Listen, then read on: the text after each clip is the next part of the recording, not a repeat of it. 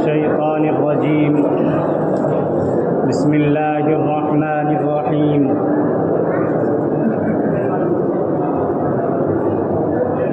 إنا عرضنا الأمانة على السماوات والأرض والجبال فأبين أن يحملنها وأشفقن منها وحملها الإنسان إنه كان ظلوما جهولا.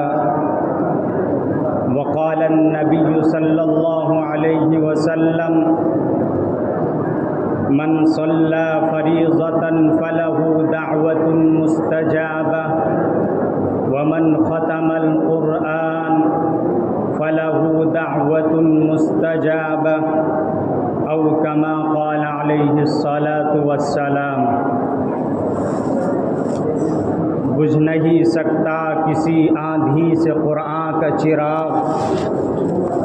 بجھ نہیں سکتا کسی آندھی سے قرآن کا چراغ. آندھیوں خود آزما لو سامنے میدان ہے،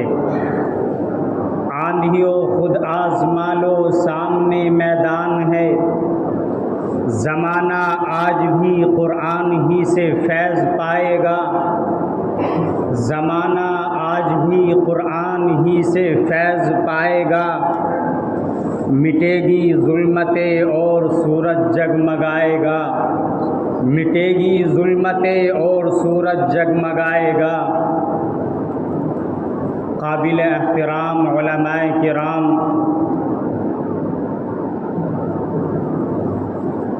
اور بالخصوص ہمارے مہمان مکرم حضرت اقدس حضرت قاری محمد عاصم ظہیر صاحب دامت برکاتہم العالیہ، بانی و محتمم جامعہ حضرت صفیہ للبنات قصبہ لاوڑ. الحمدللہ حضرت اقدس حضرت قاری صاحب آپ کے درمیان تشریف فرما ہے، اور بھی دیگر علماء کرام یہاں پر تشریف رکھتے ہیں. ماشاءاللہ بڑی خوشی ہوئی، بڑی مسرت و شادمانی ہوئی. آپ کے امام صاحب حضرت اقدس حضرت مفتی محمد جنید صاحب قاسمی دامت برکاتہم العالیہ زید مجدہ، الحمدللہ حضرت مفتی صاحب نے بہت ہی اچھے انداز میں قرآن کریم کو تراویح کے اندر سنایا، اور اس بندہ ناچیز کو بھی حضرت مفتی صاحب کے پیچھے قرآن کریم سننے کا موقع ملا. بڑی خوشی ہوئی. جس طریقے سے قرآن کریم کو پڑھنے کا اور سننے کا حق ہے، اللہ تبارک و تعالی حضرت مفتی صاحب کی عمر میں خیر و برکت عطا فرمائے، اور آپ کے درمیان میں رہ کر مزید آپ کی خدمت اور دین کی خدمت کرنے کی توفیق عنایت فرمائے.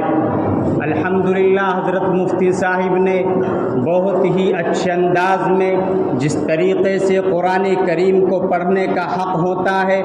الفاظ کی ادائیگی کے ساتھ، قواعد و تجوید کی رعایت کے ساتھ، الحمدللہ حضرت مفتی صاحب نے تراویح میں قرآن کریم کو سنا ہے. اور آپ تمام حضرات بھی مبارکبادی کے مستحق ہیں کہ آپ تمام حضرات نے بڑے سکون و اطمینان کے ساتھ الحمدللہ ثم الحمدللہ تراویح کے اندر قرآن کریم کو سنا ہے. میرے بھائیوں، مختصر صرف آپ کو 3 پیغام دینا چاہتا ہوں. اس نازک حالات کے اندر میں آپ کو صرف 3 باتوں کی طرف اشارہ کرنا چاہتا ہوں. سب سے پہلے یہ ہے کہ الحمدللہ آپ کی اس گاؤں کے اندر، آپ کی اس مسجد کے اندر الحمدللہ آج قرآن کریم مکمل ہوا ہے، جس کے بارے میں جناب محمد الرسول اللہ صلی اللہ علیہ وسلم نے ارشاد فرما دیا تھا، وَمَنْ صَلَّى فَرِيضَةً فَلَهُ دَعْوَةٌ مُسْتَجَابَةٌ. کہ ہاں اگر کوئی شخص پریشان ہے، اگر کوئی شخص کسی بھی اعتبار سے پریشان ہے، چاہے وہ رزق اعتبار اعتبار سے ہو، چاہے وہ روزی کی تنگی کے اعتبار سے ہو، تو اس کو کیا کرنا چاہیے؟ تو اللہ کے نبی صلی اللہ علیہ وسلم نے ارشاد فرما دیا ومن صلی فریضۃ، کہ جو شخص فرض نماز کو ادا کرے اور فرض نماز ادا کرنے کے بعد فلہ دعوت مستجابہ، اور پھر وہ اللہ تبارک و تعالی سے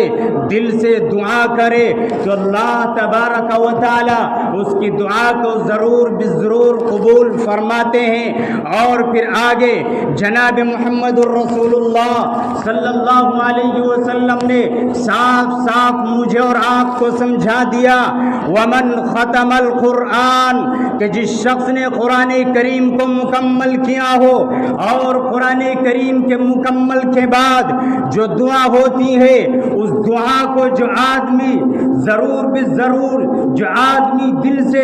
دعا مانگے گا فلہ دعوت مستجابہ، تو اللہ تبارک و تعالی اس کی دعا کو بھی ضرور بالضرور قبول فرماتے ہیں۔ تو الحمدللہ ثم الحمدللہ آپ تمام حضرات نے یہاں پر اکٹھے ہو کر قرآن کریم کو سنا ہے، اور الحمدللہ اس مجلس کے بعد الحمدللہ دعا بھی کرائی جائے گی، تو اللہ تبارک و تعالی میری اور آپ کی دعا کو ضرور بالضرور قبول فرمائیں گے۔ میرے بھائیوں، جو آپ نے یہ قرآن کریم سنا ہے، اس قرآن کریم کی ایک خصوصیت یہ بھی ہے کہ جو لوگ قرآن کریم کے معنی و مطالب کو سمجھتے ہیں، جیسا کہ علماء، فقہاء، محدثین یا پھر وہ کافر ہی کیوں نہ ہو، جیسا کہ بہت سے ہندو یا انگریزوں نے باوجود کفر کے قرآن کریم کو سمجھنے کی کوشش کی ہے، یہ بات الگ تھلگ ہے کہ انہوں نے قرآن کریم کا علم برائے علم حاصل کیا ہے یا پھر انہوں نے قرآن کریم کو برائے شرم پڑھا ہے، لیکن یہ بات در حقیقت ہے کہ جس نے بھی قرآن کریم کے معنی و مطالب کو سمجھا ہے، جس نے بھی قرآن کریم کے معنی و مطالب کو صحیح طریقے سے سمجھا ہے، تو وہ کہنے پر مجبور ہو چکا ہے ذالک الکتاب لا ریب فیہ، کہ وہ کتاب ہے، اس کتاب کے اندر کوئی شک و شبہ نہیں ہے، اور اس کتاب کے اندر شک کرنے کی کوئی گنجائش نہیں ہے، اور اس کے اندر کہیں انداز بیان میں ذرا سا شائبہ بھی احساس کم طریقہ نہیں ہے، اس کی کسی لائن میں کوئی ایسی کمزوری بھی نہیں ہے جیسا کہ عام طور پر ہمارے تصانیف میں پائی جاتی ہے۔ تو میرے نوجوان ساتھیوں اور بزرگوں، یہ قرآن کریم اس کتاب کو مضبوطی سے پکڑ لیا جائے، کیونکہ کتاب ہر اس شخص کے لیے متلاشی ہے جو نیک بننا چاہتا ہو۔ میرے بھائیوں، قرآن کریم کا پیغام صرف ایک خاندان، ایک قوم اور ایک نسل کے لیے نہیں ہے، بلکہ اس کا پیغام ایک عالمگیر پیغام ہے۔ اس کا پیغام پوری دنیا کے تمام انسانوں کے لیے ہدایت ہے اور ایک مکمل ضابطۂ حیات ہے۔ ہاں، یہی وہ قرآن کریم ہے جو انسانیت کا صحیح درس دیتا ہے، یہی وہ قرآن کریم ہے جو اتفاق و اتحاد کا درس دیتا ہے، یہی وہ قرآن کریم ہے جو عروج و ارتقاء اور فتح و ظفر کا نسخہ کیمیا اس قرآن کریم کے اندر موجود ہے۔ تو میرے بھائیوں، آپ تمام حضرات مبارکبادی کے مستحق ہیں۔ ماشاءاللہ تمام حضرات نے قرآن کریم کو تراویح کے اندر سنا ہے اور بڑی خوشی ہوئی، مکمل سنجیدگی و متانت کے ساتھ آپ نے قرآن کریم کو سنا ہے۔ اور دوسرا پیغام میں آپ کو یہ دینا چاہتا ہوں کہ جس طریقے سے ہم بدنی عبادت کرتے ہیں، جس طریقے سے ہم بدنی عبادت کرتے ہیں، اللہ تبارک و تعالی نے مجھے اور آپ کو روزے کا حکم دیا ہے۔ یہ روزے رمضان کے روزے رکھنا فرض ہے۔ اگر بلا کسی عذر شرعی کے کوئی شخص جان بوجھ کر روزے کو چھوڑتا ہے، اس مہینے کے روزے کو چھوڑتا ہے، تو وہ ناجائز اور حرام ہے۔ اگر کوئی شخص بلا عذر شرعی کے روزے کو چھوڑتا ہے تو میرے بھائیو، جس طریقے سے بدنی عبادت کا اللہ تبارک و تعالیٰ نے مجھے اور آپ کو حکم دیا ہے کہ روزے رکھے جائیں اور نماز کو ادا کیا جائے، ٹھیک اسی طریقے سے اللہ تبارک و تعالیٰ نے مجھے اور آپ کو مالی عبادتوں کا بھی حکم دیا ہے۔ جیسے کہ اللہ تبارک و تعالیٰ نے قرآن کریم کے اندر مجھے اور آپ کو 1450 سال قبل، 1450 سال پہلے مجھے اور آپ کو صحیح طریقے سے، صاف شفاف طریقے سے سمجھا دیا تھا۔ والذین یکنزون الذهب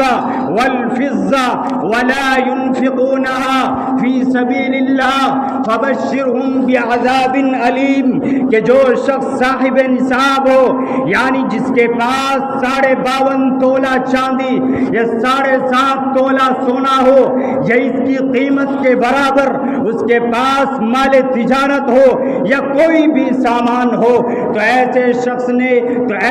شخص پر زکوٰۃ فرض ہو جاتی ہے۔ اللہ تبارک و تعالیٰ نے اسی کو مجھے اور آپ کو سمجھایا، والذین یکنزون الذهب والفضة، کہ جس شخص کے اوپر زکوٰۃ فرض ہو جاتی ہے اور وہ لوگ سونا اور چاندی کو گاڑ کر رکھتے ہیں، سونا اور چاندی کو جمع کر کے رکھتے ہیں، کیا مطلب؟ یعنی اس شخص کے اوپر زکوٰۃ فرض ہو چکی ہے اور پھر بھی وہ زکوٰۃ نکالنے میں ٹال مٹول کر رہا ہے، سستی کر رہا ہے، تو دیکھو میرے بھائیوں، مجھے اور آپ کو اللہ تبارک و تعالیٰ نے صاف طریقے سے سمجھا دیا کہ جس شخص کے اوپر زکوٰۃ فرض ہو جاتی ہے پھر بھی وہ زکوٰۃ نہیں نکال رہا ہے، ولا ينفقونها فی سبیل اللہ، پھر بھی وہ اللہ کے راستے میں اپنے مال کو خرچ نہیں کر رہا ہے۔ ابھی پچھلے جمعے کے اندر ایک شخص نے مجھ سے مسئلہ معلوم کیا کہ مفتی صاحب، میرے اوپر زکوٰۃ فرض ہو چکی ہے اور میں نے حساب لگا کر زکوٰۃ کے پیسے نکال کر الگ رکھ دیے ہیں، لیکن میں نے سوچا کہ 10 دن کے بعد یا 5 دن کے بعد یا 9 دن کے بعد میں اپنی زکوٰۃ کو نکالوں گا، لیکن وہ میرے پیسے، وہ زکوٰۃ کے روپے ایسے ہی گھر کے اندر خرچ ہو چکے ہیں۔ تو میں نے ان کو سمجھایا کہ اسی کو قرآن کریم نے بیان فرمایا ہے، میں اور آپ بہت بڑی غلطی کرتے ہیں، زکوٰۃ ہمارے اوپر فرض ہو جاتی ہے پھر بھی ہم زکوٰۃ کو نکالنے میں ٹال مٹول کرتے ہیں، سستی کرتے ہیں۔ اسی وعید کو اللہ تبارک و تعالیٰ نے قرآن کریم کے اندر مجھے اور آپ کو سمجھایا کہ جو لوگ سستی کرتے ہیں، زکوٰۃ نہیں نکالتے، فبشرہم بعذاب علیم، تو ایسے لوگوں کو دردناک عذاب کی خوشخبری سنا دیجئے، ایسے لوگوں کو دردناک عذاب کی خوشخبری سنا دیجئے۔ اللہ تبارک و تعالیٰ نے پھر ایسے لوگوں کے بارے میں پھر اور تفصیل سے ارشاد فرمایا، یوم لا یحمی فی نار جہنم فتکوی بہا جباہہم وجنوبہم وظہورہم ھذا ما کنزتم لانفسکم فذوقوا ما کنتم تکنزون۔ میرا اور آپ کا اللہ تبارک و تعالی مجھے اور آپ کو سمجھا رہا ہے اس زکوٰۃ کے بارے میں جو میں اور آپ سستی کرتے ہیں، اور آج تو الحمدللہ مجھے اور آپ کو زکوٰۃ نکالنے کے لیے، زکوٰۃ کی ادائیگی کے لیے گھر سے باہر نکلنے کی ضرورت نہیں پڑتی ہے۔ کیوں؟ اس لیے کہ الحمدللہ ثم الحمدللہ پورے ورلڈ کے اندر، پوری دنیا کے اندر اور آپ کے گاؤں کے اندر بھی الحمدللہ ایک بہت بڑا ادارہ ہے، اور علماء کرام، حفاظ کرام رمضان المبارک کے اندر آتے ہیں، زکوٰۃ وصول کرتے ہیں، پھر بھی ہم اپنی زکوٰۃ کو نہیں نکالتے ہیں۔ اپنی زکوٰۃ کو نکالنے میں ٹال مٹول کرتے ہیں، سستیاں کرتے ہیں، اسی کو قرآن کریم بیان کر رہا ہے، فذوقوا ما کنتم تکنزون، کہ جس شخص کے اوپر زکوٰۃ فرض ہو جاتی ہے پھر بھی وہ زکوٰۃ نہیں نکالتا ہے تو اس مال کو اس کے گلے کے اندر سانپ کی شکل میں ڈال دیا جائے گا، اور اللہ تبارک و تعالی فرمائیں گے فذوقوا ما کنتم تکنزون، کہ یہ ہے وہ تیرا مال جس کو تو جمع کر کے رکھتا تھا، جس مال و دولت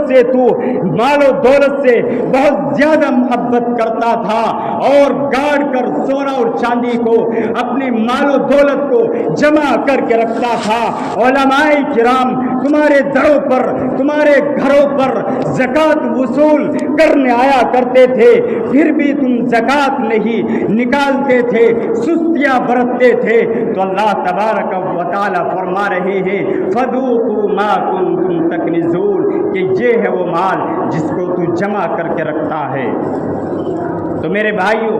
دیکھو کتنی بڑی سخت وعیدیں اللہ تبارک و تعالیٰ نے مجھے اور آپ کو سمجھائی ہے۔ اس لیے آپ تمام حضرات جو یہاں پر موجود ہیں، سولانہ کے غیور مسلمانوں، اور خاص طور سے ہمارے نوجوان اور بزرگ تمام حضرات، جس شخص کے اوپر زکوٰۃ فرض ہے، الحمدللہ آپ کے امام صاحب مفتی محمد جنید صاحب حضرت والا سے مسئلہ معلوم کرو، اور تمام مال کو اکٹھا کر کے اس کا حساب لگایا جائے، اور پھر زکوٰۃ اور صدقہ فطر نکالا جائے۔ الحمدللہ آپ اپنے مدرسے میں زکوٰۃ دیتے ہیں، یہ جہاں پر بھی آپ زکوٰۃ دیتے ہیں، یہ رمضان کا آخر عشرہ چل رہا ہے، اور مسلمانوں کا اکثر طبقہ رمضان المبارک کے اندر زکوٰۃ صدقہ فطر نکالتا ہے۔ کیوں؟ اس وجہ سے کہ اللہ تبارک و تعالی اس رمضان المبارک کے اندر بڑھا چڑھا کر ہم کو ثواب عطا فرماتے ہیں۔ تو پہلی بات میں نے آپ کو سمجھائی کہ اس قرآن کریم کو اپنی نسلوں کو پڑھایا جائے، اپنی نسلوں کے سینوں کے اندر اس قرآن کریم کو محفوظ کیا جائے۔ دوسری بات میں نے آپ کو زکوٰۃ کے تعلق سے سمجھائی ہے کہ جس شخص کے اوپر زکوٰۃ فرض ہے، میں نے اس کا نصاب بھی بتلایا ہے، اور تفصیل کے ساتھ مفتی صاحب سے مسئلہ سمجھیے اور اپنی زکوٰۃ نکالیے۔ تیسری بات مجھے ووٹ کے تعلق سے آپ حضرات کو سمجھانی ہے کہ اس نازک حالات کے اندر، اور الحمدللہ ثم الحمدللہ الیکشن کا وقت قریب آتا جا رہا ہے، اور آپ تمام حضرات کو خاص طور سے یہ پیغام دینا چاہتا ہوں کہ جس شخص کی ووٹ نہیں بنی ہے وہ صحیح طریقے سے اپنا ووٹر لسٹ میں نام دیکھے کہ کس کی ووٹ بنی ہوئی ہے اور کس کی ووٹ نہیں بنی ہوئی ہے۔ تو میرے بھائیوں، اگر ہم ووٹ کو ڈالنے میں یا اگر ہم ووٹ کے بنوانے میں سستی کریں گے، میرا نوجوان اور خاص طور سے ہمارے بڑی عمر کے یہ بزرگ لوگ یہ کہتے ہیں کہ کیا دنیا داری ہے، ووٹ سے کیا فائدہ ہوگا، ووٹ ڈالنے سے کوئی فائدہ نہیں ہوگا۔ میرے بھائیوں، اگر تم نے اس بات کو نہیں سمجھا تو جس طریقے سے میں اور آپ ہلاکت و بربادی کے دہانے پر کھڑے ہوئے ہیں، اگر ہم نے ووٹ ڈالنے کو ضروری نہیں سمجھا، اگر ہم نے ووٹ بنوانے کو ضروری نہیں سمجھا، تو ہم اسی طریقے سے ہلاکت و برباد ہوتے رہیں گے۔ اس کا ذکر قرآن کریم نے بیان فرمایا ہے، وَلَا تَكْتُمُوا الشَّهَادَةَ وَمَنْ يَكْتُمْهَا فَإِنَّهُ آثِمٌ قَلْبُهُ، کہ جو لوگ یہ کہتے ہیں کہ ووٹ بنوانے سے، ووٹ ڈالنے سے اور اس کی اہمیت کو کچھ نہیں سمجھتے ہیں، میرے بھائیوں، ووٹ ڈالنا ایک اہم ضرورت ہے، اور اس کا بنوانا اس نازک حالات کے اندر بہت اشد ضرورت ہے۔ میرے بھائیوں، جو ہمارے نوجوان یا بزرگ باہر کام کرتے ہیں، ان سے فون